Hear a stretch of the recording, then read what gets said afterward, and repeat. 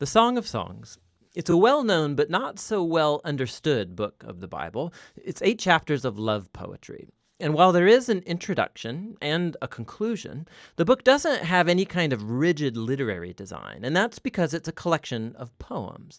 They're not meant to be dissected or taken apart. They're meant to be read as a flowing whole and simply enjoyed. The first line of the book tells us that it's the Song of Songs, which is a Hebrew idiom like the Holy of Holies or the King of Kings. It's a Hebrew way of saying the greatest thing. So this is the greatest song of all songs. Then we're told in the first line that this Song of Songs is of Solomon, which could mean that he's the author. His name does begin the book, after all. But as you read the poems, you discover that the main voice is that of a woman called the Beloved.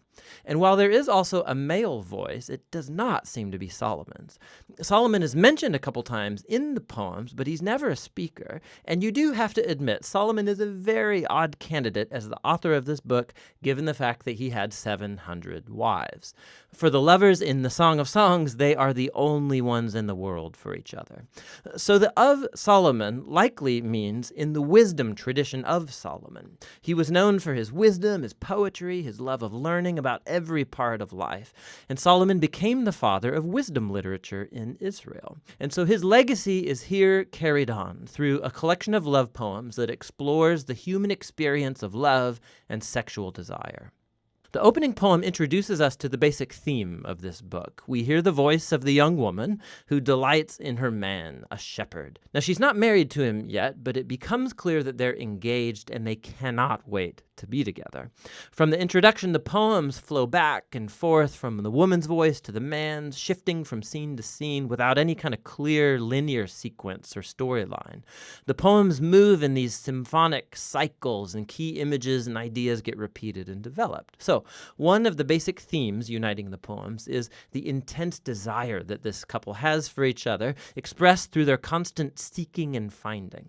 So, after the opening poem, they're separated but on the hunt for one another. So the woman calls out, or she'll wake up from a dream or go looking for her lover, and more than once they'll find each other, they'll embrace, and then right when things start to get a bit racy, the scene will suddenly end and a new one will start. They're separated, looking for each other, and on it goes. Another repeated theme is the joy of the couple's physical attraction for one another. So multiple times they'll pause and describe each other with these elaborate metaphors. And here it's very helpful to know that these images and metaphors in Hebrew poetry are not primarily visual. If you try and paint a picture of these people based on the metaphors, you will end up with something that looks very, very strange. What you're supposed to do is reflect on the meaning of these images as they relate to the man and the woman. So you'll read through the poetic cycles, and the tension will keep building in their desire and joy and attraction.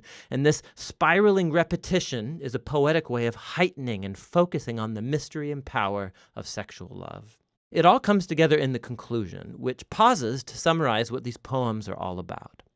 Love is as strong as death. Its passions are as severe as the grave. Its flashes are of fire, a divine flame. Many waters cannot extinguish love. Rivers cannot sweep it away. If one were to give all the wealth of one's house for love, he would be utterly scorned. The poem highlights the power and the intensity of love, how it's both beautiful but also dangerous. Like fire, love can destroy people if it's abused, or be life-giving if it's protected. Ultimately, love expresses the insatiable human longing to know and be fully known and desired by another. Love is one of the most transcendent and mysterious experiences in human life, and as a part of the Bible's wisdom tradition, this book says it's a gift from God. After this, there's an odd poem about Solomon trying to do what the previous poem just said was impossible, to buy love. The woman rejects Solomon's offer, and then the book concludes with the man and the woman. They're separate once more on the hunt for each other. He calls to hear her voice. She begs him to run away with her, and that's how the book ends. Just totally open-ended.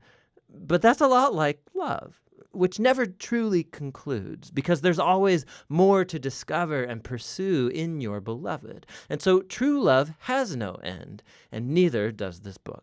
Now, through history, the big question raised by the Song of Songs is, what on earth is love poetry doing in the Bible? There have been 3 main interpretations of this book throughout history.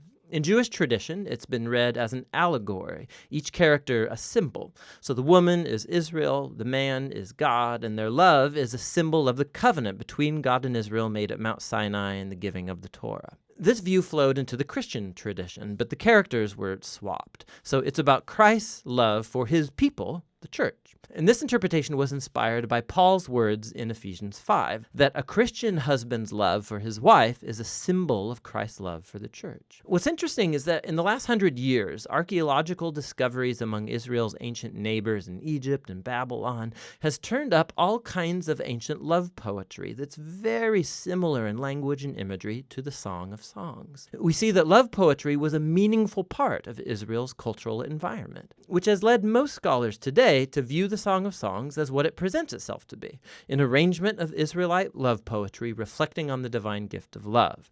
But that doesn't mean that it's only ancient love poetry. There's a key feature of these poems that sticks out when you read them as a part of the Old Testament, and that's the overwhelming use of garden imagery. There are powerful echoes of the Garden of Eden and the idyllic scene between the married couple in the early chapters of Genesis. So the image of the man and the woman naked and vulnerable, but completely unified and safe with one another. This resonates in the background of the Song of Songs. It's as if in these poems we are witnessing the love of a couple whose relationship is untainted by selfishness and sin. And so ultimately the song holds out hope that even though our own relationships are so often distorted by selfishness, love is a transcendent gift, and it's meant to point us to something greater, to the gift of God's love that will one day permeate and transform his beloved world. And that's what the Song of Songs is all about.